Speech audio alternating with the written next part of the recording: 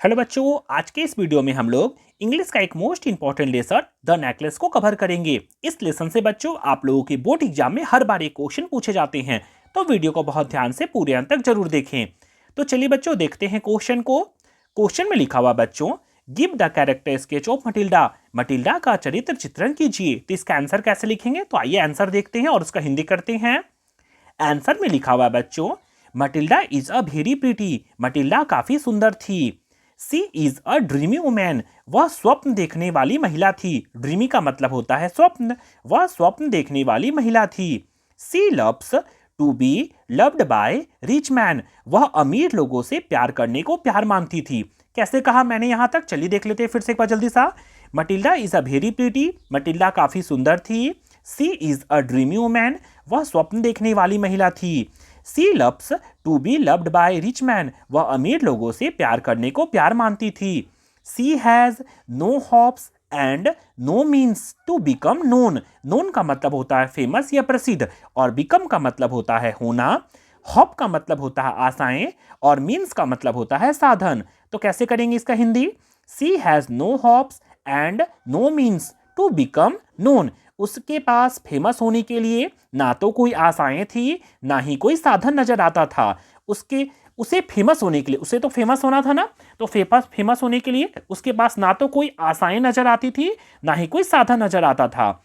C is born in a family of clerk. उसका जन्म एक क्लर्क परिवार में हुआ था। She is born in a family of clerk. उसका जन्म जो था वो एक क्लर्क परिवार में हुआ था। सी देयरफॉर, शायद इसलिए या इसलिए उसका marriage, MARRIES, marriage and ordinary clerk mister Loisel. इसलिए उसका विवाह जो था वो एक साधारण से क्लर्क मिस्टर लोइजल से हुआ था। वन डे, एक दिन, हर हस्बैंड, उसका हस्बैंड जो था, brought home and invitation card मतलब निमंत्रण पत्र।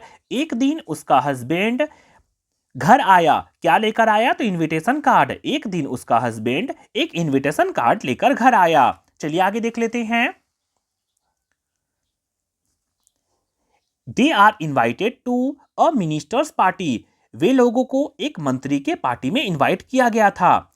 Matilda goes to it wearing the borrowed diamond necklace. Diamond necklace का मतलब होता है हीरे का हार, और बोरोड मतलब होता है उधार, और वियरिंग मतलब होता है पहनना।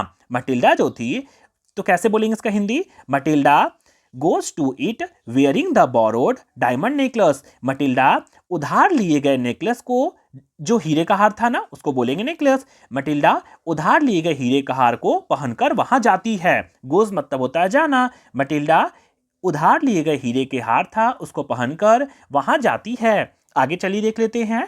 सी इज ग्रेटली एडमायर्ड। एडमायर्ड का मतलब होता है प्रशंसा। She is greatly admired by all present at the party.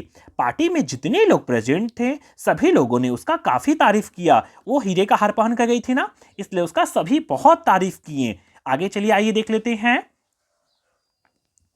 C losses this necklace. उसका जो नेकलेस था वो खो गया। सी लोज, लोज मतलब होता है खो जाना या भुला जाना। दिस नेकलेस, यह नेकलेस खो गया।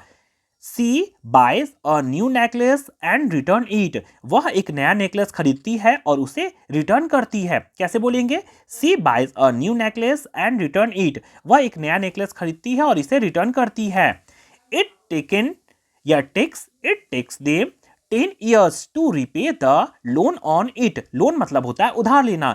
इस उधार को चुकाने में उसे पूरा 10 साल बीत जाता है। सोचिए 10 साल पूरा बीत गया उसको उधार लिए गए नेकलेस को चुकाने में, क्योंकि वो एक साधारण महिला थी। आगे चलिए देख लेते हैं। ड्यूरिंग द टाइम पीरियड, इतने समय में, पीरियड मतलब होता है समय, इतने समय में Matilda grows as a rough hard and old women. इतने समय में महिला जो, वो मटिल्डा जो थी वो रफ का मतलब होता है खुरदरी, हार्ड का मतलब होता है सख्त, और एन ओल्ड वुमेन, और एक बूढ़ी महिला बन गई। कैसे बोलेंगे? तो चलिए इसको फिर से देख लेते हैं कैसे बोलेंगे। तो इसको कैसे बोलेंगे? ड्यूरिंग द पीरियड, इतने समय में, Matilda grows as a rough hard and old women. इतने समय में मटिल्डा रफ मतलब खुरदरी, हार्ड मतलब सख्त, और एक बूढ़ी महिला हो गई। इस तरह से बच्चों आप लोग आराम से मटिल्डा का कैरेक्टर स्केच को लिख सकते हैं।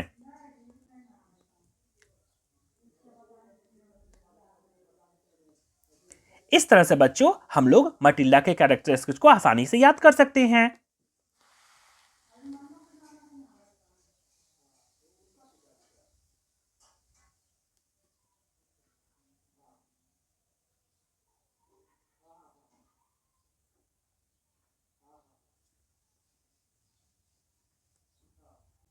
इस तरह से बच्चों मटिल्डा से रिलेटेड कोई भी अगर क्वेश्चन आंसर अगर आएगा तो आप लोग इसका कैरेक्टर स्केच को लिख सकते हैं।